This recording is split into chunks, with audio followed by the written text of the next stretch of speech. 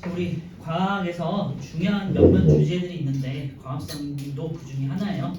특히 광합성 같은 경우는 여러분들 고등학교 1학년 통합과학에도 꼭 나오고요. 그다음에 광합성 생물 나누기를 하는데 그래서 생명원에도 나와요. 근데 이 과정이 화학적인 작용도 있기 때문에 화학에서도 나와요. 그래서 광합성 같은 경우는요. 지금 중등에서도 굉장히 중요한 내용이긴 하지만 고등까지도 여러분들 배워두시면은 계속해서 내용이 조금씩 추가돼가지고 배우는 내용들이거든요. 굉장히 중요한 거니까 참고해 주시고 우리가 이제 지구에서 진화사 쪽으로도 광합성이 굉장히 중요해요. 광합성이 왜 중요하냐면 광합성 때문에 생성된 기체가 산소거든요. 이따 배우겠지만 그래서 그 산소로 인해서 우리 생명체가 산소를 호흡하는 생명체가 탄생하게 되는 거예요. 그렇죠? 그래서 처음에 남세균이라고 해가지고 광합성하는 세균이 있었고 그다음에 그 세균들이 진화를 해서 식물들이 형성이 되고 그 식물들에서 계속해서 산소를 뿜어내면서 이제 동물과 같은 애들이 진화를 하게 되는 거예요. 알겠죠? 그래서 광합성이라는 거는 지구 탄생에서 굉장히 중요한 역사적 사건이기도 하니까 참고를 해주시고 진화사적 사건이니까 참고해 주시고요. 한번 볼게요. 이제 광합성이 있는데 광합성은 빛으로 영양소를 합성한다는 뜻이에요. 그래서 이름이 광합성이고요. 광합성. 빛으로 빛광자 써서 뭔가를 합성한다는 뜻이고요. 영양소를 합성한다는 뜻이에요. 그래서 뭐를 합성하느냐? 자, 일단은 이산화탄소와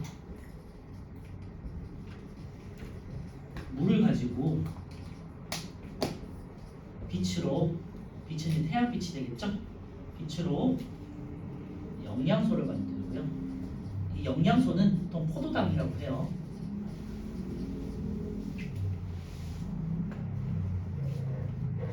나중에 볼 텐데 포도당은 탄수화물을 잘게 분해한 가장 기본적인 단위가 포도당이 돼요. 몇번 영양소 더하기 이제 산소를 만드는 과정이고요. 보통은 이제 화학식을 쓰면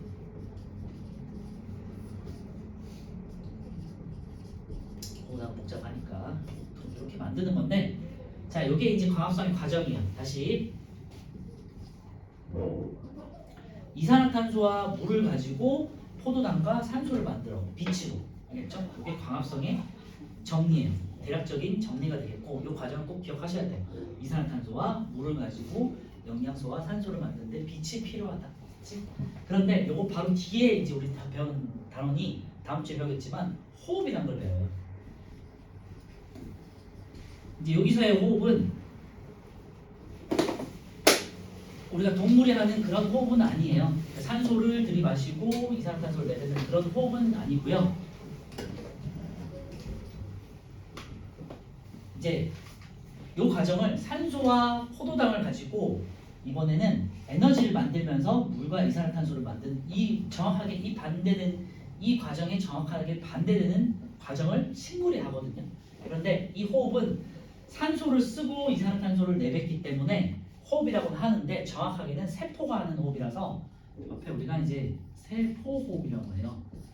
우리가 이제 뭐 코를 가지고 코를 가지고 뭔가 산소를 들이마시고 이산화탄소를 내뱉는 거를 외호흡이라고 하고요. 바깥 배자를 써서 외호흡이라고 하고, 세포 수준에서 하는 호흡은 내호흡이라고 하거든요. 어쨌건 여기서 우리가 세포로 생략하고 호흡이라고 하는데 이 단계가 정확하게 포도당과 산소를 이용해서 이산화탄소와 H2를 만드는 과정이고, 이때 에너지를 만들어요. 식물들이.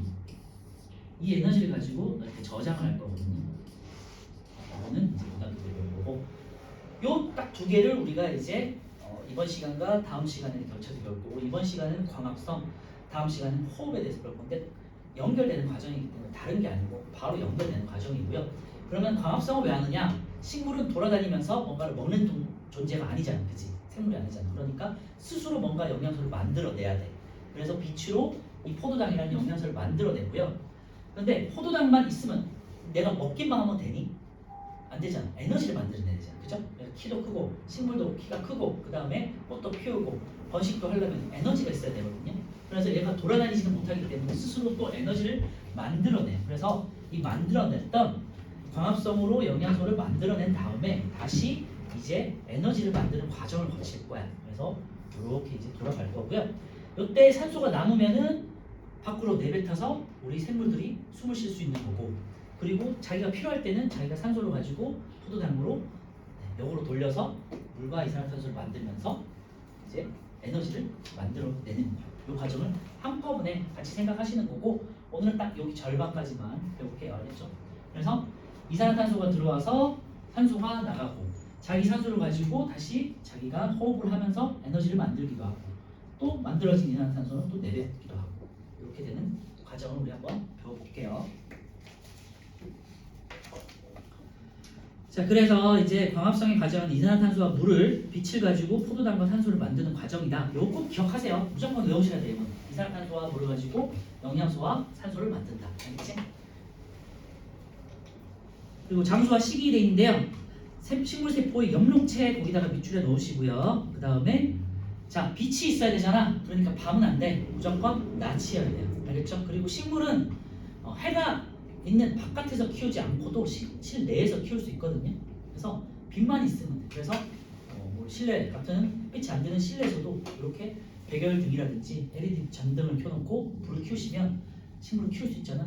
이런 것들을 이제 대량으로 키우는 게 요즘에 이제 IT로 키우는 스마트팜 같은 것들 있죠. 실내에서. 네. 그럼 백야 때 북극이나 저기 위쪽에선 백야 때는 그냥 밖에 놔둔 그냥 밤이든 낮에는 그냥 자라는 거예요? 빛만 있으면 자라요. 자라는 건 아니고 빛이 있으면 영양소를 만든다. 자라는 건 이제 호흡을 하는 거고. 어쨌건 그래서 다시 이산화탄소와 물을 가지고 영양소와 산소를 만든다. 필요한 기체는 이산화탄소, 생성되는 기체는 산소고요. 빛이 있어야 되기 때문에 시기는 언제? 낮. 알겠지? 그래서 낮에다가 동그라미 해놓으시고요. 엽록체에서 일어난다 돼 있는데 이거 잘 기억해 두시고요. 광합성이라는 거는 식물의 잎에 보면요, 엽록체라는 기관들이 있어. 그래서 잎을 가지고 여러분들이 현미경을 보시면요. 저번에 그때 나왔던 것 같은데 그때 아마 봤을 거야. 마이크인데 136페이지 한번 보시면요. 식물 세포를 이제 식물 세포 잎을 현미경으로 관찰한 사진이 있거든요. 보시면 식물 세포는 세포 벽이 있기 때문에 이렇게 벽돌처럼 이렇게 쭉 이어져 있어요. 근데 이 사이에 핵이 하나가 있고, 그 다음에 되게 막 초록색으로 해가지고 이렇게 사진에 초록색으로 이렇게 돼 있죠. 이 초록색으로 된 이 하나하나가 다 엽록체들이에요. 그래서 광합성이 이렇게 세포 단위에서 많이 나고 있는 거고요. 어쨌건 엽록체라는 기관에서 광합성이 일어나는데,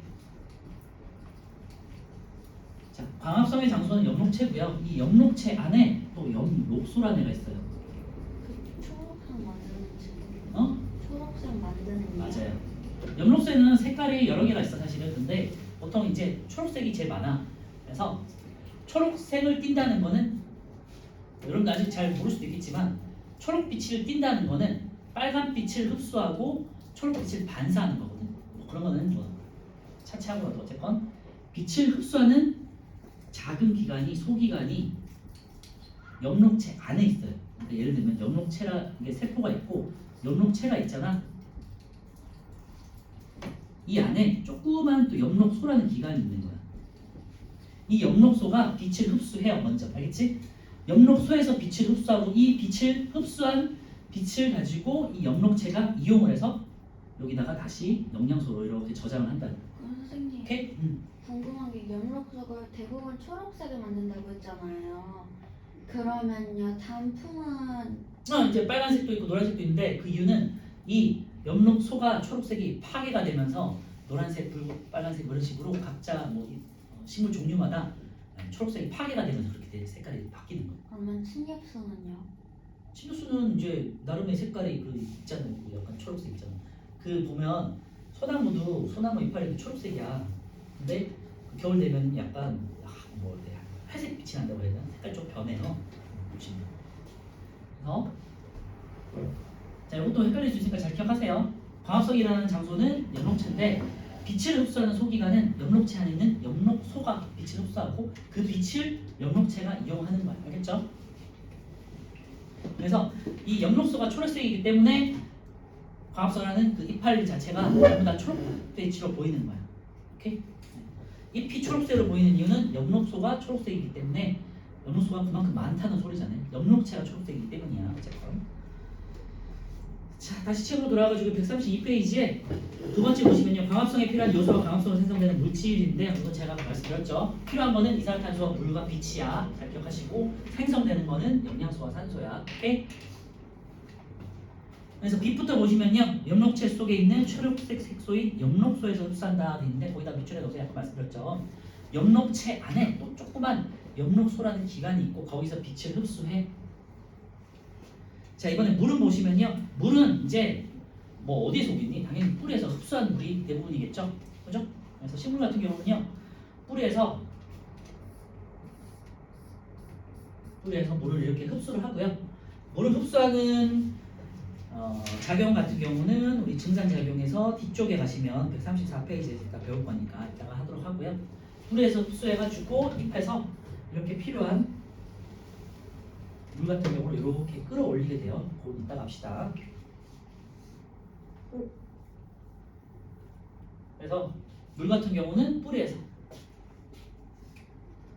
자, 물은 뿌리에서 이제 끌어올리고요. 이산화탄소는 이제 잎의 뒤쪽에 보시면 기공이라고 그래가지고요.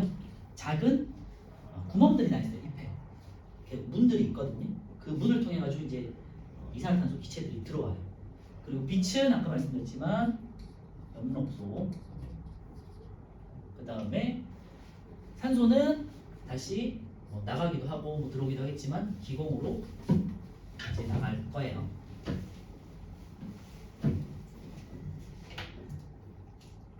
이산화탄소는 잎의 기공을 통해 흡수한다 되는데 거기다 밑줄에 놓고 잎의 뒷면 쪽에다가 이제 기공이라고 해가지고 문이 있어요. 기체가 드나드는 문이 있거든요. 그거를 기공, 기체가 드는 공, 구멍 공자, 알겠죠? 네. 자, 그리고 생성된 거 보시면요. 포도당과 산소 있고요. 포도당은 이제 만들어지는 영양소고요. 거기다가 밑줄할게요. 물에 녹지 않는 녹말로 바뀌어 엽록체에 저장된다 돼 있죠. 자, 포도당은 물에 녹는 애예요. 그래서 얘를 어떻게 하느냐면 계속해서 물에 녹아버리면은 저장을 못하잖아. 얘가 써먹잖아, 그렇지? 그래서 물에 녹지 않는 형태로 저장을 해. 일종의 창고처럼 이파리 한 구석에다가 창고처럼 이렇게 녹말로 만들어서 딱딱딱 축적을 시켜놓는 이렇게 그래놓고 필요할 때 나중에 써먹는 거야. 그래서 포도당으로 만들어진 다음에 바로 녹말로 저장돼요. 요거 헷갈려요. 포도당으로 먼저 만들어진 다음에 녹말로 저장해. 그 다음에 밤에 다시 설탕의 형태로 바뀌어서 이제 이동을 할 건데 뭐 이따 말씀드릴게요. 밤에 다시 까먹는 거예요? 있는 걸? 어? 그러니까 아침에 만들어 놓고 그거를 밤에 이제 다시 이동을 해야 되는 거야. 까먹는 거 아니에요? 그 정도면 설탕 그냥 저장을 시켜놓고 이제 그게 고구마가 되거나 뭐 사과로 가면 달맛이 나거나 이따가 말씀드릴게요. 그래서 이거 잘 기억해 주시고요. 밑에 그림 보시면요. 이제 뿌리를 통해서 물관을 통해 가지고요. 식물은 관이 두 개가 있는데 줄기에 안쪽에 물관이라는 게 있고요. 안쪽에 물관이라는 게 있고 바깥쪽에 이제 체관이라고 해가지고 영양분이 왔다 갔다 하는 관 두 개가 있어요. 요거를 이렇게 평행하게 잘라보면요. 단면으로 잘라보면 안쪽에 물관이 있고요. 바깥쪽에 이렇게 바깥쪽에 또 체관이라는 관이 또 있어요. 관 두 개가 있다. 생각해 주시고 물관에서는 밑에서부터 뿌리로부터 끌어올려진 물이 올라가는 관이고요. 체관 같은 경우는 이제 잎에서 만들어진 영양소들이 밑으로 이제 여러 기관으로 운반되는 관이 있다. 그래서 관이 두 개가 있다.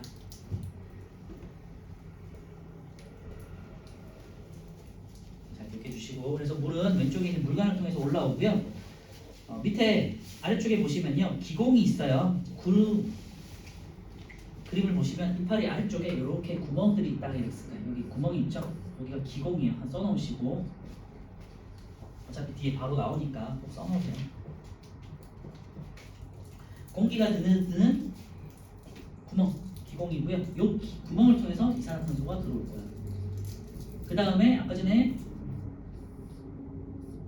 뿌리를 통해서 이렇게 들어오는 물이 있잖아요. 이 물이 이렇게 들어올 거예요. H2.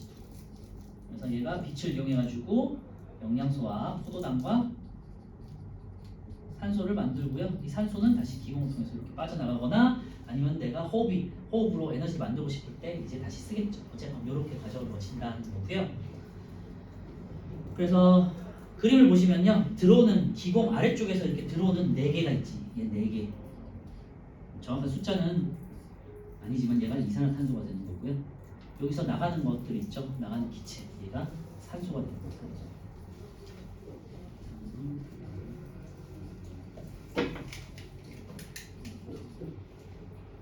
써놓으시면 좋을 것 같아요.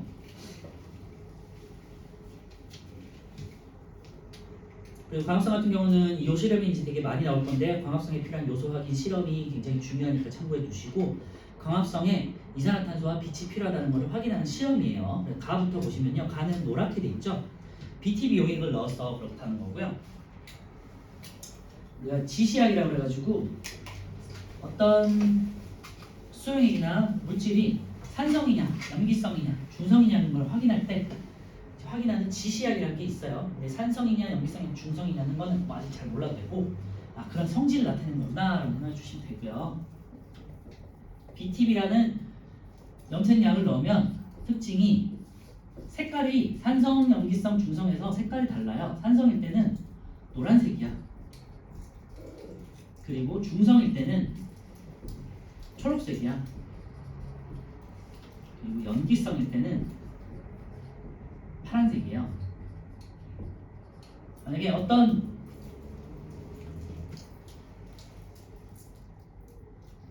물에다가 BTB를 넣었어요. 넣고 이산화탄소를 우리가 불어. 이렇게 숨으로 불어넣어. 숨에는 이산화탄소가 있잖아요.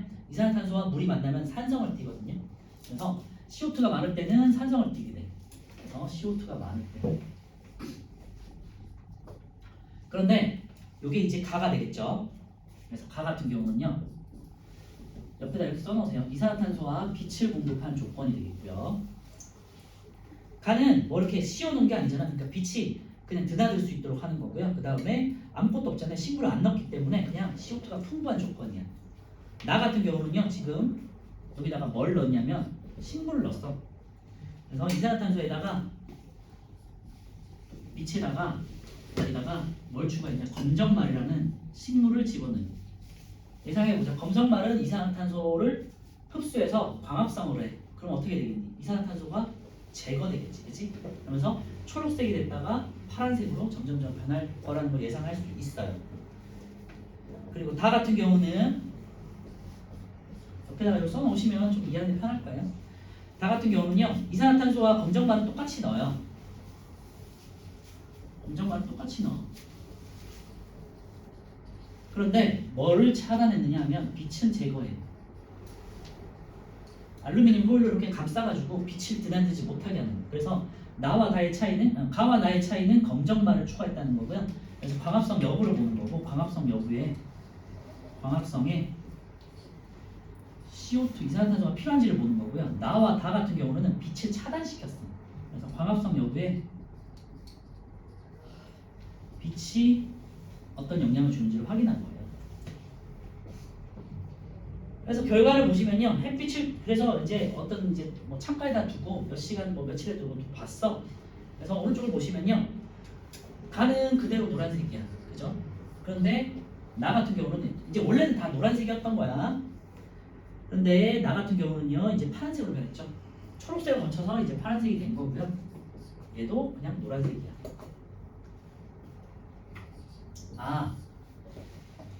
광합성을 하는 데는 이산화탄소도 당연히 필요하지만, 이산화탄소가 이제 흡수가 된 거잖아요. 검정말에 의해서 이산화탄소를 필요로 하는데 거기에 빛도 중요한 역할을 하는구나라는 걸 확인한 실험이라고. 그래서 나가 굉장히 중요한 거 있죠. 그래서 나가 광합성을 했다는 거예요. 그래서 나 밑에다가 오른쪽 표에다가 나에다 광합성 이렇게 써놓으시면 될 것 같고요. 또 한번 보면요, BTB 용액의 색깔 변화에서 가는 노란색으로 색깔 변화가 없어. 왜? 식물이 광합성을 안 했으니까 그냥 이산화탄소 그대로 녹아 있는 거잖아, 그지? 이산화탄소 그대로 있으니까. 나 같은 경우는 이 검정말 식물이 이산화탄소를 흡수했어. 그러니까 이산화탄소량이 그만큼 적어든 거죠. 요거 두 개는 적어든 거고, 요렇게 이산화탄소가 줄어들어서 파란색을 띠는 거예요. 그래서 나는 파란색으로 변하고요. 거기다가 동그라미 쳐놓고요. 광합성을 하면서 이산화탄소를 사용하기 때문에 이산화탄소 감소해서 나, 이게 결론, 이게 굉장히 중요한 결론이니까 참고해 주세요. 그리고 광합성 할 때는 나와 달을 비교해서 광합성 할 때는 무조건 빛이 있어야 되는구나라는 거를 이제 달을 통해서 알 수 있는 거죠. 달은 노란색으로 이제 변화가 없고요. 빛이 차단되었기 때문에 검정말이 광합성을 하지 않았기 때문에 이산화탄소는 감소하지 않았다라고 하죠. 그리고 오른쪽 아래쪽에 보시면요. BTB 용액의 색깔 변화해가지고 BTB 용액이 이런 식으로 산성과 준성과 염기성일 때 색깔 변화가 나와 있어. 보시면 산성일 때는 노란색, 산성이라는 성질을 아직 잘 모르겠지만 그런 게 있구나. 그럼 산성이라는 성질일 때는 예를 들면 이산화탄소 많은 상태, 노란색이 됐구나. 중성에서는 이제 초록색이 됐고요. 그리고 가장 염기성, 그러니까 이산화탄소 가장 부족할 때, 적을 때는 파란색을 띠는구나. 이렇게 색깔 변화가 있는 지시약이 BTB다 참고해 주시고 이거 꼭 외우셔야 되고 많이 초등학교 때 나오지 않나요? 네. 잘 꼭 기억하세요. 그런데 BTB를 했다는 거는 기억하겠지만 색깔 변화는 굉장히 헷갈릴 수 있기 근데 때문에 BTB가 안 한다고 페노프탈린. 페노프탈린도 하죠. 왜냐하면 페노프탈린은 염기성에서만 빨간색을 띠니까 그렇지. 그런데 여기서는 색깔 변화를 정확하게 볼 수 있기 위해서 산성, 중성, 염기성에서의 색깔 변화를 보기 위해 BTB를 썼다. 또 다른 걸 쓸 수 있어요. 페노프탈린도 쓸 수 있지만 석회수도 쓸 수 있어요. 석회수는 어떻게 되니? 이산화탄소 많을 때는 뿌옇게 흐려지고 이산화탄소 적을 때는 맑아지잖아요. 그죠? 그래서 BTB, 페노프탈레인, 석회수 같은 걸 이용해가지고 이산화탄소가 감소하는 걸 확인할 수 있는 실험이다. 참고해 주시면 되고요. 색깔 변화 잘 기억해 두시고 이 실험 결과, 실험 굉장히 중요하고 많이 나와요. 별표 쳐놓고 잘 보세요. 다시 이제 왼쪽에 와가지고요. 그 실험에서 아래쪽에 정리 보시면요. 시험관 가와 나를 비교했을 때 광합성 이산화탄소가 필요한 것을 확인한다 말씀드렸고, 시험관 나와 다는 광합성에는 이산화탄소뿐만 아니라 빛도 중요한 작용을 하는구나라고 생각하시는 거예요. 그렇죠? 자, 왼쪽 아래쪽에 광합성에 영향을 미치는 환경 요인 세 가지가 있는데요. 거기다 별표 쳐놓으시고요. 당연하게도 보시면 이산화탄소 공급되는 물질이 이산화탄소가 있어야 되잖아. 그러니까 이산화탄소 양이 중요하겠죠. 그치? 그 다음에 공급되는데 빛이 중요하잖아. 그러니까 빛이 새기는 게 중요하겠죠. 그치? 맞죠? 그 다음에 하나로 여기는 없지만 이제 온도가 있어요. 온도는 생물이기 때문에 그냥 네? 10도씨에서 살기가 좋니? 20도씨에서 살기가 좋니? 저요? 50도씨 살기가 좋니? 저는요 10도시에서 사는 게 좋은데. 영하 20도가 좋니? 20도가 좋니? 50도가 좋니? 0도요. 당연히 15도, 20도씨 우리가 그냥 사는 온도가 제일 좋잖아요. 그리고 그죠? 그렇지? 최적의 온도라는 게 있잖아. 그리고 전 0도 가까울 때가 좋은데요. 여러분들 그때가 살짝 좀. 그만해 이제. 왜요? 서양아 물어보셨잖아요. 50도씨 사우나 가면은 살기 좋아 안 좋아? 사우나에 맨날 사우나에서 살아야 돼. 사우나에 가본 적이 없는데요. 아 진짜? 네. 저는 사우나 가봤지. 찜질방 가봤지. 50도, 60도씨에 들어가서 매일 살아야 돼. 좋니 안 좋니? 힘들죠. 그래서 광합성을 할 때는 생물들은 최적의 온도라는 게 있거든요. 최적의 온도는 뭐냐면 내 체온이에요. 체온. 사람 같은 경우는 37.5도 이런 식으로 알겠죠? 근데 대부분의 생물들이 30몇 도씨를 기본적으로 체온으로 하기 때문에 네? 그래서 온도는 자기 체온에 걸맞은 온도에서 가장 활발하다. 여기 세 번째 30도가 좋다고요. 30도 때 네? 30도 때 30도 때 그때 엄청 3, 40도 사이. 그때 더운데요. 아니 체온의 안에서 지금 외부 온도가. 네. 자, 그래서 이산화탄소와 그 다음에 빛의 세기와 그 다음에 이제 온도를 볼 건데요. 이 그래프 세 개 꼭 기억하시고. 근데 이산화탄소와 빛의 세기는요. 그래프 형식이 똑같아요. 이렇게 증가하다가 감소, 증가하다가 증가하다가 일정하고요. 온도는 이렇게 한번 증가했다가 갑자기 감소를 해요. 이것만 기억하시면 되니까 잘 참고해 주시고요. CO2와 이산화탄소 농도와 빛의 세기는 그래프 형식이 똑같아요. 무슨 말이냐? 빛의 세기가 이산화탄소 양이 공급될수록 광합성 양은 증가하다가 염록체라는 건 정해져 있는 양이잖아, 그지? 맞죠? 광합성을 할 수 있는 기간 염록체는 정해져 있잖아. 더 늘어나는 건 아니잖아. 하다가 한 식물이 광합성을 할 수 있는 양은 정해져 있지. 그죠? 그러니까 이산화탄소 계속 먹이를 계속 준다고 해서 여러분들이 아니다. 먹이를 좀 이상하잖아. 음식을 계속해서 주면 여러분들이 먹는데 한계가 있지. 배가 부르잖아. 그죠? 예를 들면 강아지를 키우는데 먹이를 줘. 걔가 계속 먹으면 안 되잖아. 계속. 그래서 식물도 자기가 먹을 수 있는 한계가 있다는 거야. 배가 부른 정도가 있을 거 아니야, 그지? 과합성이라는 게 영양소를 만드니까 일종의 배가 부른 정도가 있을 거 아니야, 얘도. 그래서 계속 뭔가를 줘도 얘가 포화가 되는 때가 와. 그래서 이때가 이제 포화가 되는다. 그러면은 포화가 되면은 더 이상 과합성이 증가하지 않고 일정해진다. 이산화탄소. 이산화탄소 얘한테는 먹인 거잖아, 그렇죠?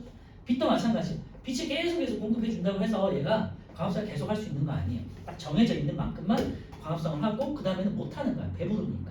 그렇지? 여기서 포화가 되는 거야. 그래서 일정해져. 여기는 빛이 되겠죠. 그 다음에 여기는 이산화탄소 농도가 되겠죠. 빛의 세기가 되겠고요. 그런데 온도 같은 경우는요, 아까 말씀드렸지만 최적의 온도가 있어. 그래서 사람 같은 경우도 37도, 38도씨에서 가장 우리 몸에 있는 활동들이 생명 활동들이 굉장히 활발한 것처럼 식물도 비슷하거든요. 그래서 여기가 한 35도씨에서 한 40도씨까지가 최적의 온도를 보이고요. 그 다음에 이후 구간에서는 얘네가 이제 광합성 양이 점점 떨어지게 돼요. 왜냐하면 이제 광합성에는 우리는 배우진 않지만 광합성을 담당하는 효소라는 게 있어. 그래서 우리 몸에서 아니면은 생물체 내에서 뭔가 화학 작용을 하는 효소라는 촉매 같은 게 있거든요. 화학 반응을 좀 잘하게 해주는. 근데 얘가 단백질로 돼 있어요. 소고기를 구워봐서 알잖아. 소고기를 구우면 어떻게 되니? 저 빨간 소고기가 구워지면서 색깔이 변하고 단단해지면서 성질이 완전 달라지잖아요. 그러니까 일종의 타버리는 것 같은 현상이 되잖아. 그래서 단백질의 특징은 일정 온도 범위 내에서는 자기 성질을 잃어버려. 그래서 40도씨가 넘어가 버리면 단백질이 변성되면서 이 효소가 작용을 못해요. 그러면서 힘들어지는 거야, 강합성. 사람으로 치면은 굉장히 뜨겁고 막 운동 많이 하고 아니면은 뜨거운 곳에 가가지고 뭔가를 먹어. 그럼 소화가 잘 되니 안 되니? 잘 안 되잖아, 당연히. 그죠? 소화 작용이 잘 안 되잖아. 그럼 저희는 목욕탕이나 사우나 가가지고 먹어요 음식. 찜질방 가가지고 계속 너 한 3일 동안 찜질방에 살면서 아니 엄마 가본 계속 적이 먹는 거 생각해봐. 없다니까요. 어? 가본 적이 없다. 해봐 이제 실험해봐. 엄마랑 3일 동안 찜질방에 가가지고 맛있는 거 먹으면서 소화가 학원 되는지 느리는데. 나중에 휴가 때. 그러니까. 잘 안 된단 말이에요. 그래서 효소란 것 때문에 그렇고 효소가 광합성을 진행하는 효소가 단백질이기 때문에 그런 거고 그거 체크해 놓으시고 그래서 40도씨 이하에서 갑자기 이렇게 광합성량이 뚝 떨어지는 걸 확인할 수 있어요. 그래서 온도 한 40도씨 정도 되는 거고 이 피크가 있다는 걸 잘 기억해 주시고요. 다시 정리하면요. 광합성에 영향을 주는 요인 세 가지가 있는데 CO2, 이산화탄소, 빛의 세기, 온도가 있는데 이산화탄소와 빛의 세기는 똑같은 그래프 양상을 보여요. 증가하다가 그다음에 일정해지면은 배가 부르면은 포화가 되면은 이제 일정해진다. 그죠? 근데 온도에서는 최정점이 있고 그 다음에 40도씨 이후에는 갑자기 확 떨어진다. 왜냐? 효소라는 게 단백질로 되어 있기 때문에. 오케이? 이 그래프 굉장히 중요하니까 잘 체크해 놓으시고 별표 꼭 쳐놓으세요. 참고로 모르셔도 되고요. 이때의 빛의 세기를 광포화점이라고 부르고요. 광합성이 최대가 됐을 때의 빛의 세기, 광포화점이라고 부르고 이때 이산화탄소 농도는 보통 0.1%라고 하니까 그냥 그렇구나 이런 기억하시고 여러분들 수준에서는 안 나오는 거예요.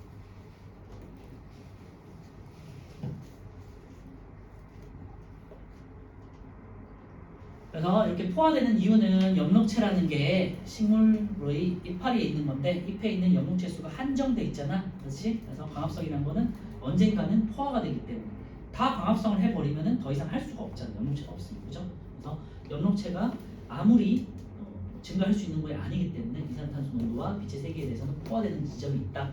온도는 다시 효소라는 단백질로 되어 있기 때문에 이제 어느 지점에서는 최적이지만 그 이후로는 떨어지게 돼 있다. 그것만 잘 기억해 주시면 되고요. 문제 풀기 전에 오른쪽에 플러스 강의에서 두 번째 한번 보시면요. 광합성으로 발생하는 산소 확인하는 실험 이게 있는데 이것도 많이 나오니까 한번 볼게요. 검정말은 아까 말씀드렸지만 이제 수중에서 사는 식물이고요. 왼쪽에서 했던 그 실험이에요. 그러니까 같이 장치하고 빛을 비췄어요. 빛을 비췄다는 거는 광합성을 하라는 소리고 검정말에서 광합성이 일어나 기체가 발생한다 돼 있죠. 이 기체의 정체가 뭐냐라는 걸 이제 확인하는 실험이고요. 요 보시면 실험에 1% 탄산수소 나트륨 돼 있는데 이 탄산수소 나트륨이 뭐 하는 애냐면 이산화탄소를 공급하는 거예요. 그래서 거기다가 그것만 써놓으세요. 탄산수소 나트륨 옆에다가 이산화탄소 혹은 CO2 공급 이렇게 써놓으시고요. 갑자기 탄산수소 나트륨이라는 게 있으니까 이게 뭔데? 라고 할 수 있잖아. 내가 실험 기법에서 CO2 공급하는 역할을 하는 거고요. 우리 아직 배우진 않지만 탄산수소 나트륨 어떻게 쓰냐면 저게 나트륨이 HCO3 탄산수소 나트륨이라고 쓰는데 여기 CO3 탄산에 이산화탄소 CO2잖아. 얘랑 비슷한 모양이 들어가 있지, 그치? 그거만 그렇게만 생각하세요. 그래서 얘가 이산화탄소를 공급하는 역할을 한다고. 그래서 그것만 써놓으세요. 그 실험 기법이니까. 그러면은 CO2가 풍부한 환경에서 검정말을 넣어놨어. 그리고 빛을 비쳤어. 그럼 광합성 하겠지. 그러면은 결과물 나오는 그 기체는 정체가 뭐겠니? 이산화탄소야, 산소야? 이산화탄소요? 산소지, 그지? 이산화탄소를 이용해서 광합성을 아, 하고 근데 나오는 산소, 그죠? 맞아요? 네. 궁금한 게 근데 이게 이 탄산수소 나트륨 수용액이 에서 이산화탄소를 공급하는 공급했지. 한계점은 없어요? 한계 아니 당연히 있죠. 이게 마찬가지로 이산화탄소 한계도 있지. 흡수하는 한계가 있죠. 네, 그러면 이제 이산화탄소가 아니 그게 아니라 제가 질문한 건 이거에서 탄산수소 나트륨에서는요 계속 이산화탄소를 빨아들여도 이산화탄소가 계속 생긴 거예요? 아니지. 이산화탄소 산소가 생긴 산소. 근데 산소가 생기는데 한계가 있는 거지. 광합성하는 한계가 있는 거죠. 그래서 다시 정리하면요, 광합성은 이산화탄소와 물을 가지고 빛으로 그다음에 포도당과 혹은 영양소와 그다음에 산소를 만드는 과정이다. 잘 기억해 주시고 이산화탄소를 탄산수소 나트륨의 형태로 공급을 했죠. 얘가 이제 물에 이제 녹으면서 이렇게 이온화돼가지고 이산화탄소가 나왔다 이렇게 생각하시면 되고 그다음에 결과물은 어쨌건 산소가 발생하는 거잖아. 이렇게 산소. 그러면 우리 산소를 확인하는 실험이 있었어. 어떻게 한다? 산소는 어떻게 알고 있었죠? 향불 갖다 대는 향불을 갖다 대면 어떻게 되니? 그 라브에어진가 그 맞아요. 이상한 오, 사람 기억하네. 이름이 기억이 안 나. 향을 갖다 대면은 향이라는 거는 여러분들 제사 같은 데 지낼 때 그 향이 있죠. 향불. 불이 되면 어떻게 되겠니? 불이 되살아나서 연기가 많이 꺼지던 불이 다시 커지겠죠. 향불이. 그리고 수술 나는 이게 별개지만 수소를 확인하는 실험에서는 성냥불을 갖다 대면 얘가 폭발성이 있어서 퍽 하고 터진다 그랬죠. 성냥불을 갖다 대면 퍽 하고 터진다. 이런 게 있었어 앞에서. 어쨌건 산소를 확인할 때는 향불을 갖다 대. 그럼 향불이 꺼지려고 하다가 갖다 대면 불이 커져요. 우리 연소의 3대 조건이 발화점, 그 다음에 그리고 탈물질, 산소 산소잖아. 그죠? 산소가 불을 키우는 힘이 있단 말이야. 그렇죠? 그럼 산소만 있으면 되는 건가? 세 개가 있어야 되니까 탈물질과 온도. 근데 선생님 궁금한 게요. 음. 그럼 태양은 타는 거예요, 안 타는 거예요? 태양은 수소 핵융합 반응으로 이렇게 폭발하는 거야. 폭발. 아, 나중에 별. 그래서 그 실험 밑에 보시면요, 결과 발생한 기체를 모은 고무관에 향불을 갖다 가져가면 향의 불꽃이 다시 타오른다. 그래서 광합성 결과물이 산소라는 걸 확인했다. 알겠죠? 왼쪽에 있는 실험을 통해 가지고 이산화탄소가 광합성에 쓰인다는 걸 확인했고요. BTB 용해를 이용해서 그 다음에 향불을 갖다 대가지고 산소인 걸 확인했다고. 그래서 이 두 개의 실험을 같이 한꺼번에 기억하셔야 된다. 알겠죠? 네. 자, 오른쪽에 1, 2, 3, 4, 5번 풀어보세요.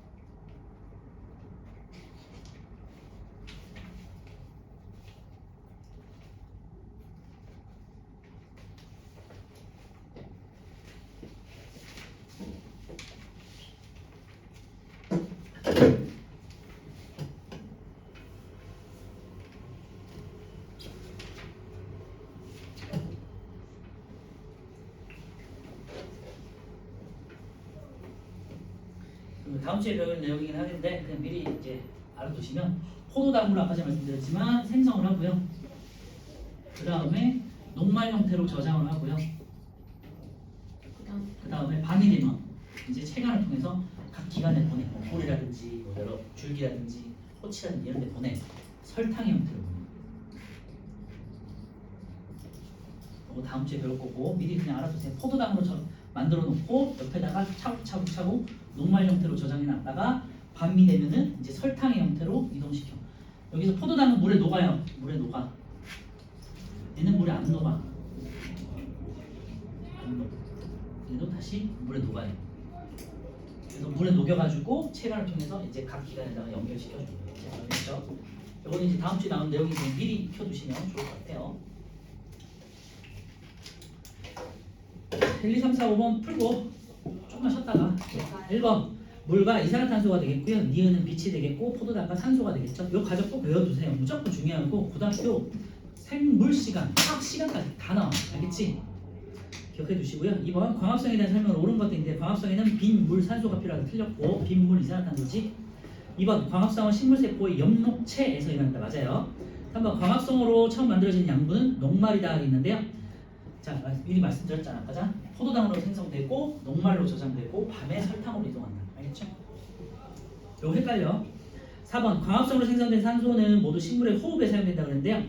호흡에 사용하는 이것도 이제 안 배우고 이렇게 나와버리면 되니 그치? 호흡도 있고 식물의 호흡에 사용되기도 하지만 뭐 산소를 얘가 다 쓸 수는 없잖아. 남는 건 기공을 통해서 밖으로 이제 내배출해서 그렇게 해서 이제 우리 생물들이 숨을 쉴 수 있게 됐다. 근데 말씀드렸죠? 호흡에만 다 사용하면 저희는 그렇게 어떻게 살 수 있는 거죠? 그랬으면 생물이 탄생을 하지 못했겠지. 그리고 이것도 다른 얘기인데요. 산소가 계속해서 기공을 통해서 배출됐잖아. 지날 때, 그러니까 태초에, 그죠? 그러면서 대기 중에 산소 가득 차면서 뭐가 생겼냐면 오존이 생겼어. 오존이 생기면서 뭘 했냐? 태양 자외선을 어느 정도 흡수해주게 하면서 태양이 되게 강렬하거든요. 방사선도 있고 자외선이 굉장히 여러분 지금도 자외선 우리 밖에 외출할 때 자외선 차단제 바르잖아요, 그렇지? 오늘 바르 네, 오존이 있어도 그 정도로 세단 말이에요. 근데 오존이 없었다면 산소층이 없다면요, 굉장히 다 죽어버려. 자외선이 굉장히 세기 때문에 모든 생물들. 그래서 산소가 이제 대기 중에 축적되면서 오존이 형성되고 그러면서 자외선을 막아주면서 우리 생물들이 바다에서 육상으로 이렇게 기어 나올 수 있게 되는 기회가 되는 거예요. 알겠죠? 그래서 이 식물이 광합성하는 게 굉장히 중요한 거예요. 네. 저기서 밤에는요 빛이 없어서 광합성 안 한다고 했는데 그럼 밤에 뭐 하는 거예요? 호흡을 하지. 네? 호흡을 하면서 에너지를 만들지. 이제 저장했던 거를 써먹어야죠, 친구. 자, 3번 물은 뿌리를 통해서 흡수되고 물관을 통해 이동하겠죠. 디귿 되겠고요. 빛 같은 경우는 이제 아까 말씀드렸지만 엽록소에서 엽록체 안에 또 엽록소라는 게 있어. 그다음 이산화탄소 같은 경우는 기공을 통해서 잎 뒤쪽에 있고요. 식물을 기준으로 했을 때 위 아래가 있는데 뒤쪽이 어디냐? 위쪽이 앞이라고 생각하시면 되고 맨들맨들한 부분 있지. 거기가 이제 위쪽이 앞쪽이 되겠고요. 요 아래쪽에 반대쪽 뒷면 있죠? 식물 이파리에 그 반대쪽은 덜 매끄러워.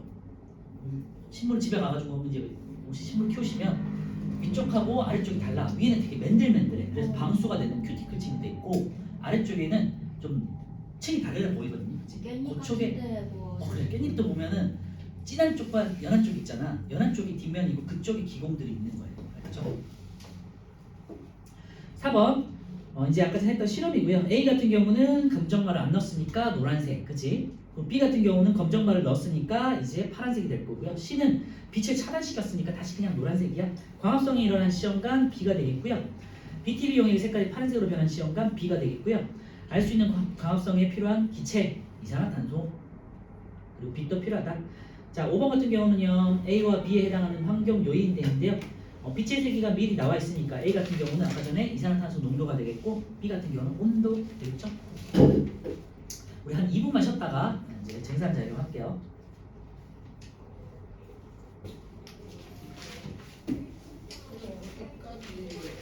정산 자료까지.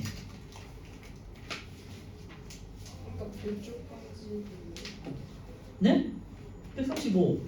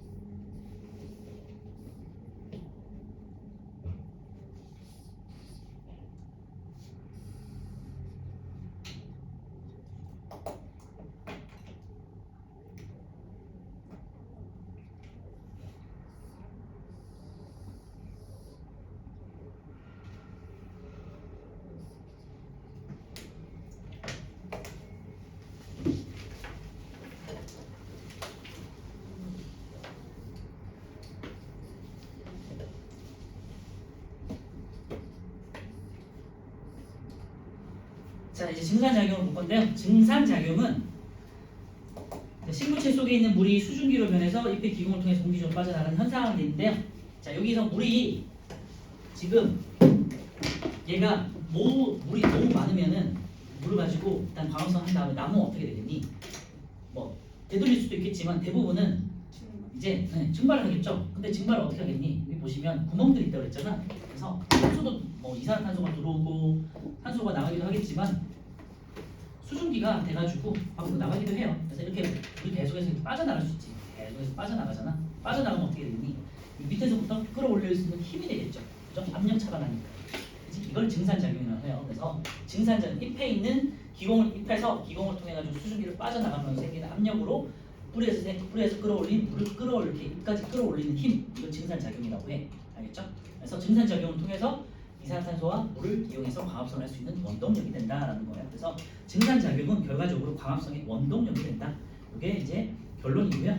그래서 그게 그러니까 뭐 이렇게 어려운 내용은 아니에요. 근데 물은 이제 기본적으로 어떻게 뿌리에서 들어와가지고 줄기를 통해서 잎으로 간지만 간단하게 설명을 하고요. 오늘은 우리는 이제 증산작용만 배웁니다. 뿌리에서는 삼투압이라는 걸 들어봤죠. 삼투압은 같은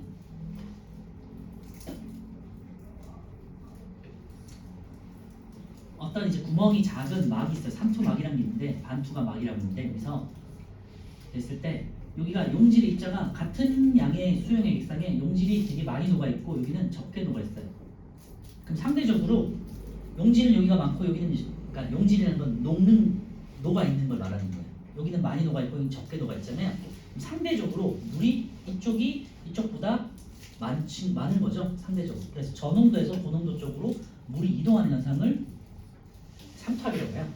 간단한 개념만 아시고 그러면 참고로 했을 때 뿌리와 주변 흙을 비교했을 때 어디가 농도가 더 진하니? 뿌리 쪽이 농도가 더 진하단 말이에요. 그러니까 물이 이렇게 들어와요. 들어와가지고 이렇게 이제 끌어올릴 거죠. 줄기에서는 모세관 압력이라고 들어봤나요?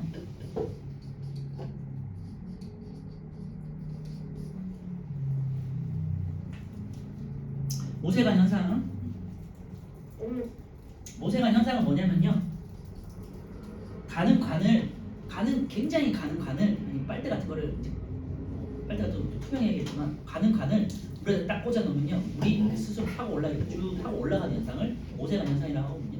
모세 가늘고 가는 관을 타고 올라가는 현상 모세관 현상이라고 하죠. 세자가 가늘다 세자야. 그래서 여기다가 물끼리는 서로 간에 잘 붙는 형질이 있어. 그걸 물의 응집력이라고 하거든요. 그래서 뿌리에서는 삼투압으로 물이 이렇게 스며들어 빨아들인 다음에 물끼리 이렇게 이제 쭉 붙는 현상, 요거를 이제 응집력 현상이라고 하죠. 응집 현상. 물이 응집력으로 이렇게 붙었어. 그 다음에 모세관 현상으로 쭉 이제 올라가는 거야. 그리고 이제 올라가는 데는 한계가 있잖아. 중력이 거슬러서 올라가니까. 그래서 추가적으로 잎에서 이제 증산작용으로 기공을 통해서 수증기가 계속해서 빠져나가니까 여기에 압력차가 생기니까 이렇게 이제 끌어들일 수 있는 거예요. 알겠죠? 그래서 식물이 아무리 높아도 물이 뿌리에서부터 위쪽까지 올라갈 수 있는 힘은 증산작용과 줄기에서의 모세관 현상 플러스 물의 응집력과 뿌리에서의 삼투압 이 모든 것들이 다 합쳐져서 뿌리부터 잎까지 쭉 해서 올라가는 거예요. 알겠죠? 그래서 중력이 거슬려서도 그렇게 물이 잎까지 전달될 수 있다는 거고요. 어쨌건 잎에서 일어나는 수증기가 기공을 통해서 빠져나감으로써 광합성에 물을 공급해주는 원동력이 된다. 이게 증산작용이에요. 오케이? 2번 보실게요. 증산작용의 역할 보면요. 물 상승의 원동력이다. 거기다 밑줄에 놓고요. 두 번째, 식물에 이제 수분량을 공급해주겠죠. 세 번째, 식물에 물을 통해 가지고요. 이제 뭐 더울 때는 물을 많이 끌어들여서 체온을 조절하고 만약에 또 건조할 때도 물을 계속해서 끌어올리겠지. 아니면 비가 오고 습할 때는 물을 그렇게 많이 끌어올릴 필요가 없잖아. 증산작용으로 조절할 수 있겠죠. 그래서 근데 가장 중요한 거는 우리 지금 광합성과 관련해서 배운 거기 때문에 광합성의 원동력이 된다. 광합성의 원동력이 되는 물을 공급하는 역할을 한다. 증산작용. 알겠죠?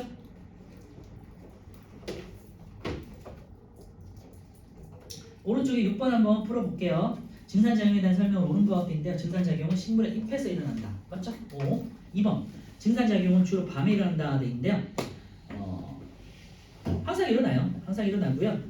이 기공을 통해서 일어나는 거기 때문에 낮과 상관이 없겠지. 특히 낮에 많이 일어나야 되는데 왜? 광합성을 해야 되니까. 그죠? 틀렸고요. 3번 증산작용은 기공이 열리고 닫힘에 따라 조절된다. 되는데 아직 배우진 않았지만 기공이라고 해가지고 기체가 드나드는 구멍이 있다고 그랬잖아요. 그건 이제 기공 문이 열렸다가 닫혔다 조절할 수 있거든요. 일단 이따가 배우고요. 맞고 4번 증산작용은 뿌리에서 흡수한 물이 이까지 이동하는 원동력이 된다. 맞고요. 증산작용은 식물체 속의 이산화탄소가 공기 중으로 빠져나가는 게 아니라 수증기가 공기 중으로 빠져나가는 현상 때문에 생기는 거지. 틀렸고 다시 왼쪽으로 와가지고요. 잎의 증산작용 확인 실험이 있어요. 같은 양의 물을 넣은 눈금 실린더에 잎을 모두 딴 나뭇가지와 잎이 달린 나뭇가지를 넣었어요. 그리고 식용유를 떨어뜨린다 돼 있는데요. 식용유는 왜 떨어뜨리냐면 물과 식용유는 섞이지 않잖아. 그렇지? 그래서 물 위에다가 식용유를 딱 뿌려두면요. 이렇게 했을 때 물 위에다가 식용유를 이렇게 뿌려놔. 여기 물이 있어. 그럼 물이 증발하는 거를 식용유가 이렇게 어느 정도 막아주겠죠. 그죠? 이제 물과 식용유 섞이지 않으니까. 그래서 위에 식용유가 밀도가 작아서 떠 있고 밀도가 큰 물이 아래쪽에 있단 말이야. 그러니까 물이 증발하는 것을 식용유가 막아주는 역할을 해요. 그래서 이 물이 줄어드는 걸 확인할 건데 증산작용 때문에 물이 줄어드는 건지 물이 그냥 저절로 막 증발해서 줄어드는 건지를 비교할 수 있잖아, 그지? 그래서 기름에다가 식용유를 딱 뿌려두면은 물이 증발하는 걸 막아줘요. 그러면은 이파리에 의한 증산작용 때문에 물이 상승하는구나, 줄어드는구나 확인할 수 있겠죠. 그래서 가 같은 경우는 이파리가 없고요. 나 같은 경우는 이파리가 있는 거야. 다 같은 경우는요, 이파리가 있는데 비닐봉지를 딱 씌워놨어. 그래서 보시면요, 가 같은 경우는 잎이 없으니까 증산작용이 일어나지 않겠죠. 그러니까 물의 변화가 없겠죠. 수면 높이가 그대로겠지. 나 같은 경우는요, 증산작용이 활발하게 일어나니까 물을 계속해서 빨아들이겠지. 그러니까 수면이 낮아지겠죠. 다 같은 경우는요, 수면이 낮아지다가 이제 봉지가 딱 덮여져 있으니까 증발하다가 어느 정도 한계가 있을 거 아니야, 그지? 그래서 낮아지다가 이제 멈추겠죠. 그래서 다는 나보다 증산작용이 적게 일어난다는 걸 확인할 수 있겠죠. 정리 보시면요, 증산작용은 식물의 잎에서 일어나고 증산작용은 습도가 낮을 때 활발하게 일어난다. 거기다가 밑줄에 넣으세요. 습도가 낮다는 건 건조하다는 거니까 건조한 조건에서는 물이 더 빨리 증발하면서 빠져나갈 수 있겠죠. 자, 3번 증산작용의 장소 돼 있는데요. 증산작용은 당연히 수증기가 빠져나가는 현상이니까 기공에서 일어나고요. 기공이라는 거는 밑에 보시면요, 이렇게 세포 두 개가 연결된 문이에요. 그래서 공변세포라고 하고요. 이렇게 해서 콩처럼 생겼어. 공변세포라고 하고요. 이 가운데 있는 구멍이 공변세포가 이렇게 손을 기준할 때 이렇게 일렬로 딱 되면은 막 움직여가지고 이렇게 막아줘. 그 다음에 뭔가 필요할 때는 이렇게 열려, 이런 식으로 조절을 하는데 이렇게 참고해 주시고요. 이 원리가 있긴 한데 광합성 때문이긴 한데 나중에 다음 주에 말씀드리고요. 용어만 정리할게요. 어쨌건 공변세포가 두 개로 구성된 가운데 구멍을 기공이라고 하고요. 기공은 공변세포가 조절한다. 이것만 기억해 주시고, 또 공변세포 안에도 엽록체들이 있어요. 네, 또 있어요. 이게 중요해요. 공변세포 안에도 엽록체가 있어요.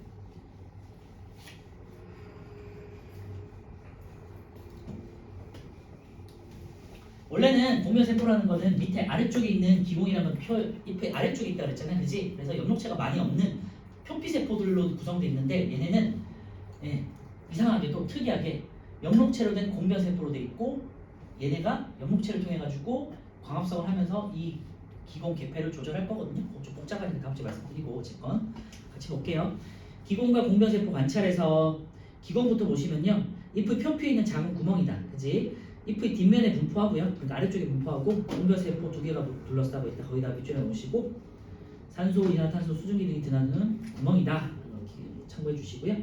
기공 밑에 이제 공변세포인데 거기다 별표 쳐놓고요. 기공을 둘러싸고 있는 세포고요. 표피세포가 변해서 이제 만들어진 세포고요.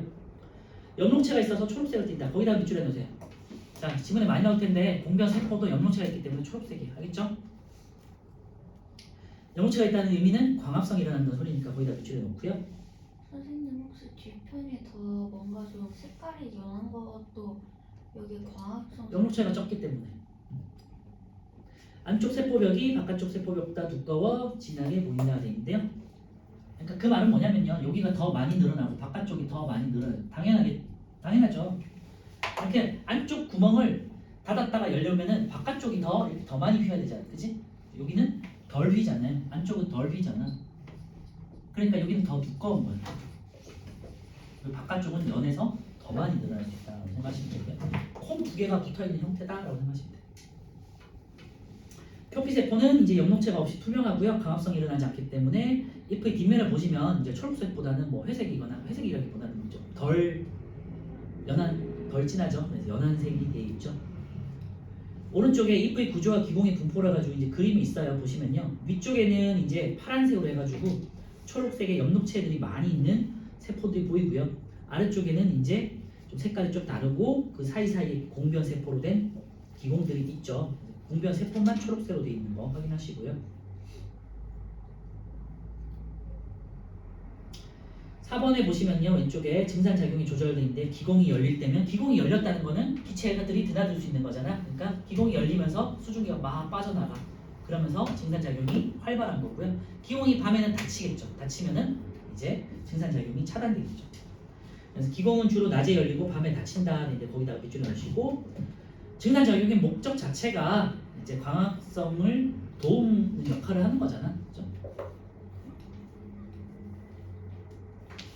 그래서 낮에는 기공이 열려서 증산작용이 활발하면서 광합성에 도움을 주고 밤에는 기공이 닫히면서 증산작용을 어느 정도 차단한다라고 생각해 주시면 되고요. 자, 오른쪽에 증산작용이 잘 일어나는 조건인데 이거는 이제 우리 1학년 때도 배운 내용이긴 한데 잘 증발되는 조건이라고 찾으시면 돼요. 빛이 셀 때, 그렇지?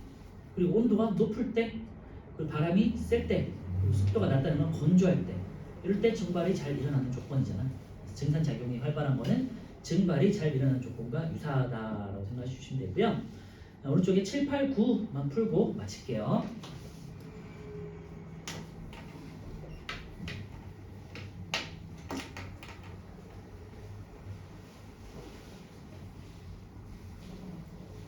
주에는 증산작용에서 공변세포가 기공을 열고 닫는 현상에 대해서 조금 더 자세하게 말씀드리고 호흡까지 이어서 말씀드릴게요.